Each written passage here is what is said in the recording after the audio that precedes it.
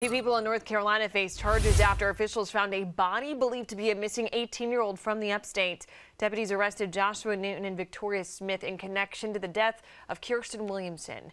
Newton is charged with first-degree murder and obstruction of justice, while Smith is charged with obstruction of justice and accessory after the fact. Now here's a picture of Williamson. Investigators in Union County, North Carolina, say they believe Newton and Williamson were in a relationship for about a month when Newton went to pick up Williamson for a date. Now, Williamson is from Lawrence County in the upstate, about 2.5 hours away from Union County, North Carolina. We have that mapped out for you right there on your screen. Officials say Newton arrived to pick Williamson up last Friday, and that was the last time Williamson was ever seen. We were able to speak with someone who knew Williamson about what happened, and she tells us she can't imagine why anybody would do this.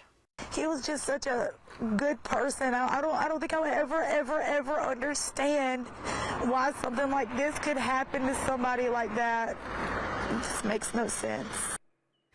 Investigators believe Williamson was killed at a home somewhere along Bethpage Lane in Monroe. After an extensive search, Williamson's body was found, leading to those two arrests. The sheriff's office there says they want everyone to be careful about the people they meet online. Especially when you're talking to people online, strangers online, definitely use caution when you're meeting these people, because they are still strangers, no matter how much you think you know that person. So always meet in a public place, try to bring a friend, turn your location services on your smartphone devices. Just make sure you're keeping yourself safe. Now that case is still ongoing, and we'll update you as soon as we learn more.